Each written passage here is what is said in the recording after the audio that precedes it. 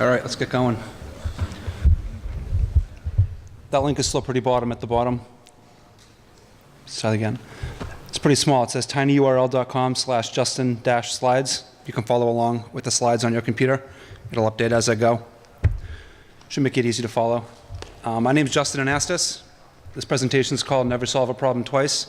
It's about building reusable modules using Backbone.Marionette and Require.js. First, a little about me. I'm a front-end web developer.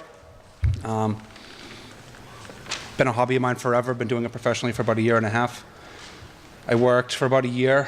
These people over here at Reusable in Venice, California. Now I'm a free agent, so call me. Let's dive in. Main point of this presentation is efficiency. We always have way more things that we want to do every day than we have time to do them. And the only way to get more things done in the same amount of time is to be more efficient. That means spending as much of our time as possible solving new problems instead of solving problems that we've already solved in the past. So since probably high school, whenever we took our first programming course, we've always heard that we need to write reusable code, use pieces that we can use again later. But what that means is really nebulous, because then no one ever explains how to do it, because it's not really well known. I'm going to talk now about my eureka moment, and then we'll go from there. I'm going to start with the workflow. When I first started at Reusable, we used GitHub to track all of our issues. When we tackled an issue, we would build a solution, we'd submit a pull request, and then someone else on the team, or more than one person, would review the code to make sure that it did what it was supposed to do, didn't cause any new issues, and that it conformed to our coding standards. Any changes that had to get made, we'd submit fix-ups, and then eventually we'd merge it in. We saw that we were spending an inordinate amount of time handling our coding standards violations. We adopted the Airbnb style guide for JavaScript, had a few changes to it, and that way all of our code would look consistent.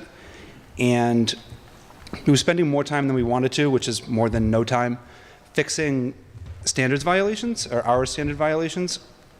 So we had to find a solution for that. So we implemented JS Hint and JavaScript Code Sniffer. And that worked really well. We made some custom, we configured the rules. We committed to the repository. We had a few custom rules for JS, CS, and it worked well. Sublime Text has plugins that you can install, so as you code, every time you save, it'll lint all your code. We put together a pre-commit hook, so every time you tried to commit code, it would lint everything, and it wouldn't let you commit if there was standards violations. And that worked really well. Then we started the next project. We decided, what's the best way to move this over here? We just copied the files because it was easy and took 2 seconds. And then we realized we missed a few of the rules that we had defined, but we never put them into the linting files.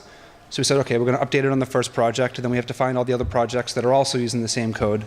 And that was bad news, because you're solving the same problem twice. You're wasting time, and you don't know if you're actually putting those rules everywhere that you want them to be. So we had to find another way of doing it. So we decided to make our rules a Node module. We had all the configuration files in a repository. We installed it with Node into each project. We had a post install hook, which would make symbolic links in your project directory to all of the coding standard files inside of the Node module. And then whenever we wanted to add this to a new project, it was as simple as an npm install. And whenever we changed something, it was just an npm update. And that was awesome. So we thought about it after, and we wanted to say, how much time did we actually save with this? Was there actually a gain to doing it? And I don't remember exactly how much time it took. I'm going to guess no more than 3 days. But this is an awesome XKCD chart, which graphs how much time you can how much time you can cut off of a task versus how often you do that task. And if we can save 1 hour a day over 5 years, that would save 2 work months of time. So it's a pretty big savings. So we said we have to apply this idea everywhere else. We have to find ways to save more time. So I'm going to talk about 2 things. I'm going to talk about the Bower component workflow, which means we made Bower components. How did we get that done? And then I'm going to apply it to a problem that we had to solve.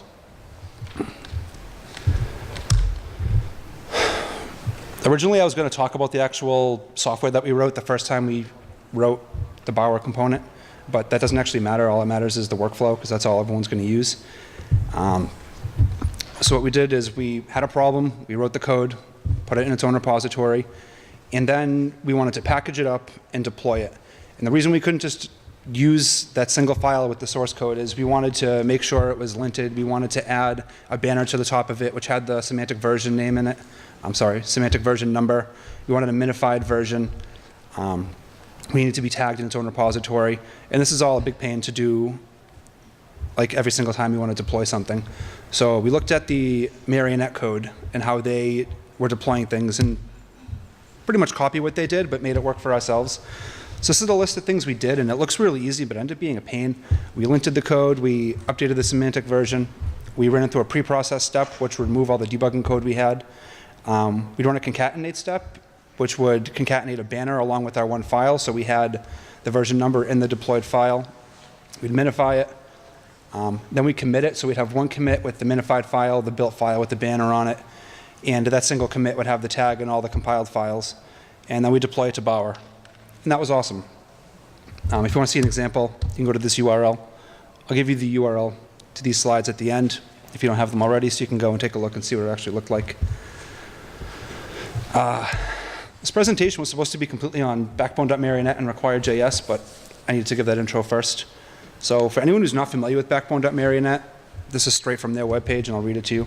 It's a composite application library for Backbone.js that aims to simplify the construction of large-scale JavaScript applications.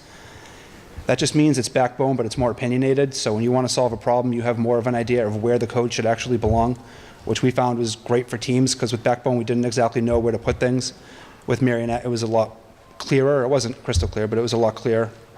Require.js is a JavaScript file and module loader. That's really ambiguous. It just means for every JavaScript file you have, you define the other files that need to be loaded first at the top of it, and then it guarantees that those files be loaded before the code is run. So really quick, what does Marionette look like with Require? This is as simple as it could possibly be. You have a define call, which is defined by Require.js, which means you're going to give it a few parameters. In this case, we're giving it 2. First is an array of all the dependencies, and then you have a callback function. So it guarantees that that callback function will not be called until all the dependencies are loaded, and then you can execute your application logic. All right, let's move on to a big module that we wrote. We had a client that wanted to track a bunch of things with Google Analytics in a single-page app. They wanted to record every time we navigated somewhere else in the application, and they wanted to track when we clicked any kind of a UI element in the application. So we had to find a way of doing this. I don't think it's an uncommon problem. It looks really simple when you look at the code. It's just supposed to be those 2 lines being called, the top one being called when you route, and the bottom one being called whenever you have any DOM interaction. But when you use Backbone.Marionette, it wasn't as easy because of the separation of concerns. You're supposed to have view logic in the view, controller logic in the controller. Logic that has nothing to do with the application itself is supposed to be extracted out somewhere else. So it ended up being a little more difficult. First, I'll go through the navigation component, because that was really easy. The original solution, before we tried to extract this into its own component, looked like this. Whenever we called the Backbone.history.navigate, we would also call the Google Analytics function, which would send the data to Google Analytics. And that was fine, it worked, but we had to make sure that every single time we called the navigate function, we were also calling the analytics function. And it's just, there's no really good way to test that unless you just go and look at all the code. It makes it difficult for whoever's reviewing the code and a pull request to make sure it was right. And if it's wrong, you're not really going to know about it until you get a lot of traffic and see that you're missing a certain spot and you don't know if it's real or not. So we decided the good solution for this would be to use the decorator pattern. Definition from the Gang of 4 is the decorator pattern dynamically changes the functionality of an object at runtime without impacting the existing functionality of the object. What that just means is you have something that's already there and you want to make it do more than it already did, but the original object should never know about it. So you're just adding functionality to it at runtime. And this is what it looks like. So we have the original function, Backbone.history.navigate. We redefine it using the wrap function from underscore, which means take the original function, call this function, and you can call the original function anywhere inside of it.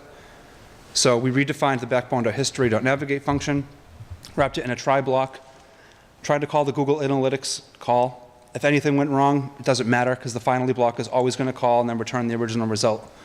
So now whenever we wanted to use the backbone.history and not navigate, this would automatically happen and the application would not know, which is perfect. You just include this file once and everything will just work by itself. The harder part was tracking the UI interactions. And that's because whenever you want to handle the UI, whenever you want to solve this, you have to create a view event. So inside of the view, you have to define events and say, on this DOM element, I want you to respond to this UI event, usually a click. And then inside of the view, you have to have a handler for that event.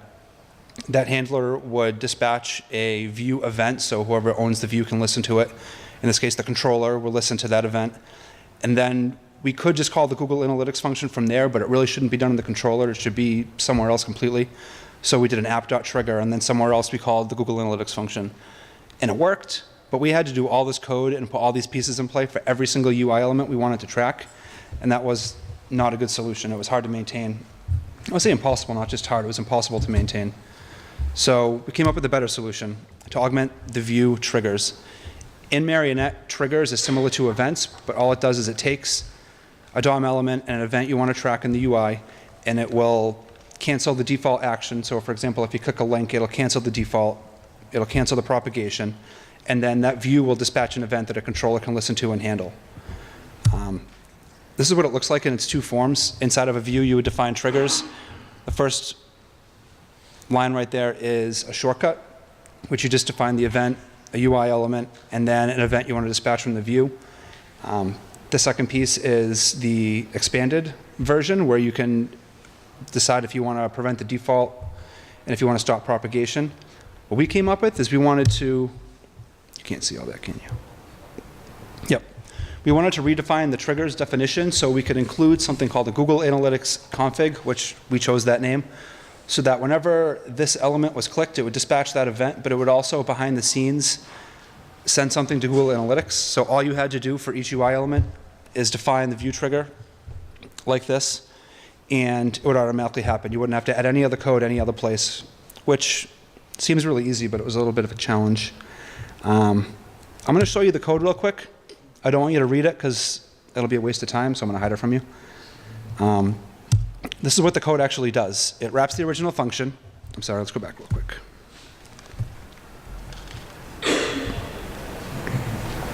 The function that we want to decorate in this case is marionette.view.prototype.configure_triggers. That is an internal Marionette function which will take that triggers hash and it will go through, find the DOM elements, and then create actual callbacks.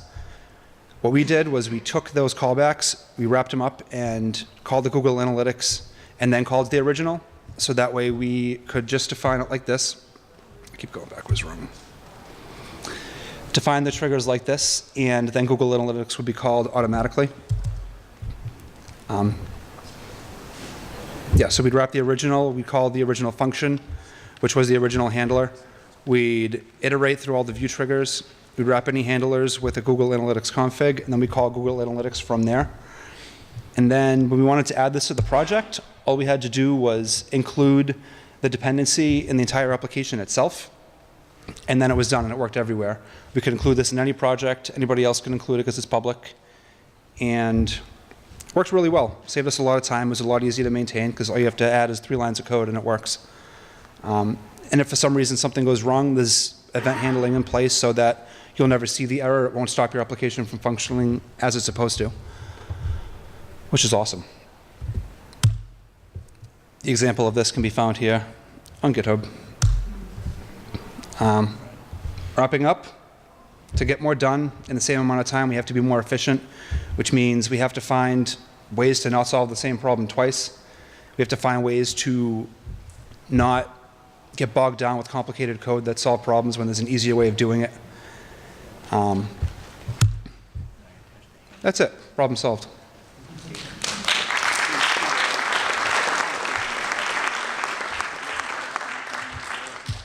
I would love some questions.